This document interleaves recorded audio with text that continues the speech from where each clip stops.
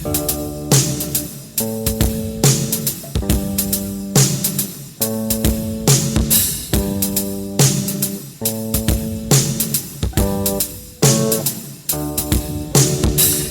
went to Samaria, Sychar, near the plot of ground which Jacob gave Joseph. Weary from his journey, he stopped by Jacob's well, asked the Samaritan woman for a drink.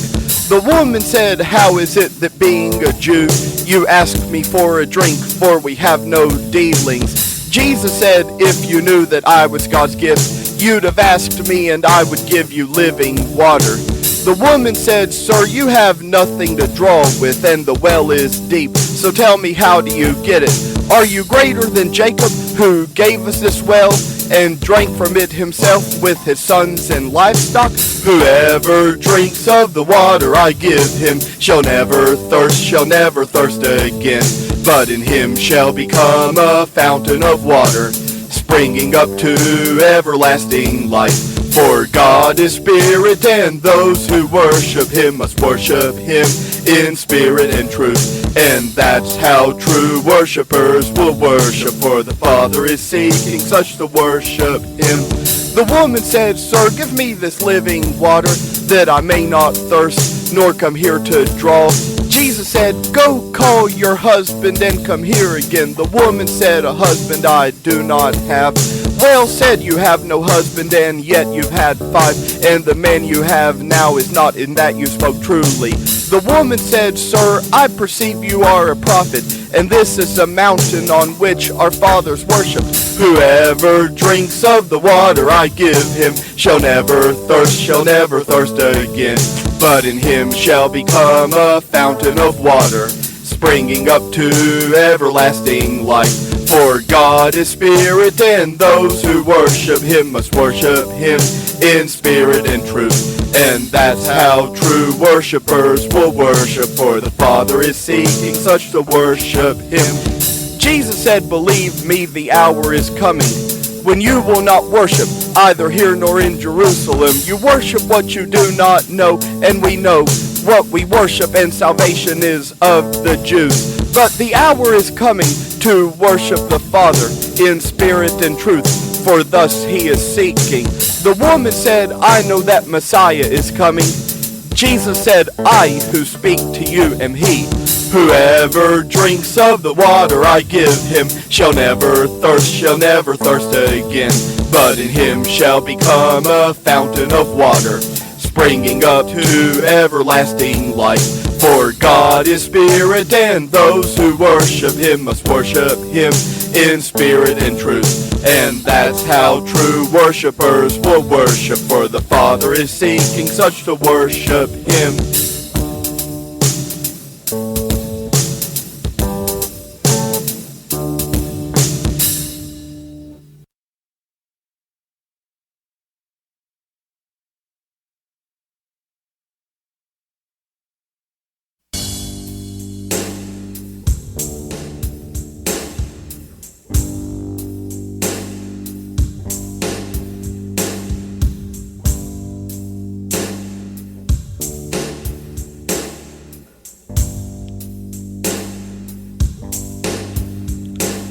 Way down there in Jerusalem, by the sheep gate, lay a pool called Bethesda, where sick people lay, waiting for an angel to give it a stir, and the water would heal whoever came in first.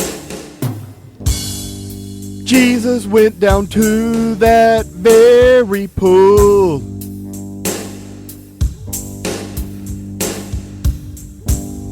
It seemed he had broken the Jewish rule.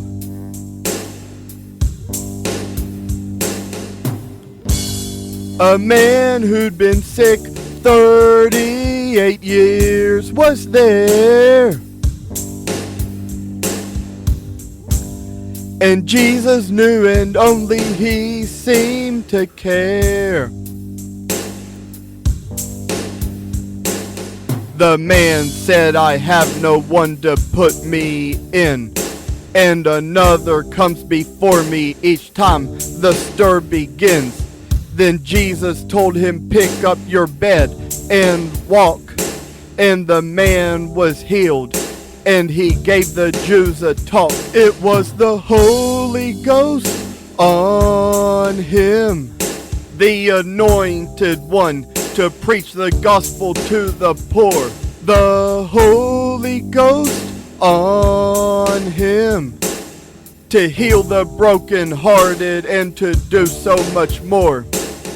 The Jews said to the man as he made his way, this is not lawful for you on this, the Sabbath day. He answered, he who made me well said, pick up your bed and go.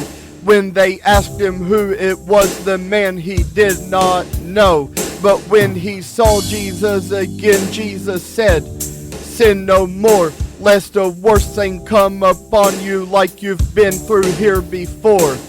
The man departed from there, and he told all the Jews that the man who healed was Jesus, and Jesus was persecuted. It was the Holy Ghost on him to proclaim all the captives to be set free.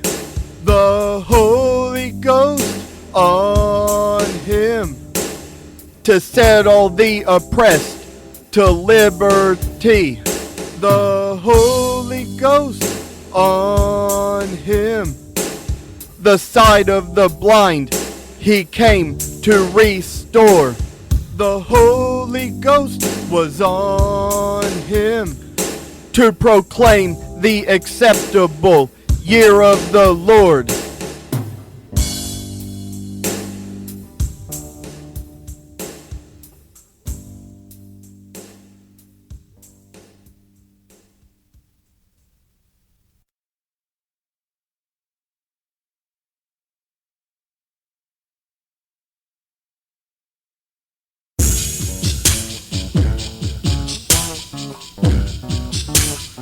John chapter 8.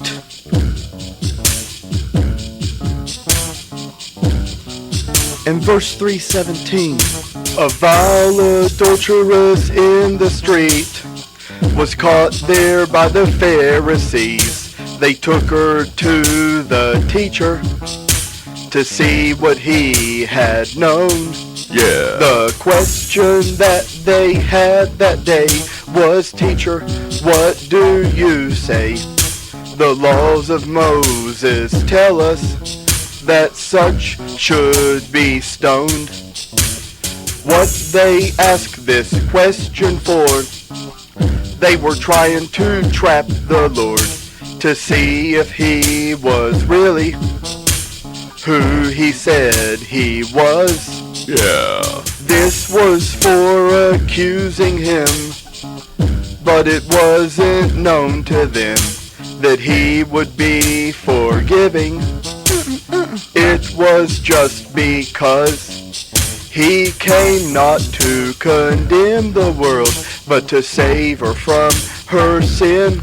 Yeah. Everyone was lost from God, but he could bring them in. Those who lost against the flesh, he could help them win. He came not to condemn the world, but to save her from her sin. Then the teacher, he bent down, started writing on the ground, making not a single sound, showing what he'd known. Yeah. He said it there, he said it then, he would say it once again. Whichever of you is without sin, be the first to throw a stone. He came not to condemn the world, but to save her from her sin. Everyone was lost from God, but he could bring them in. Those who lost against the flesh, he could help them win.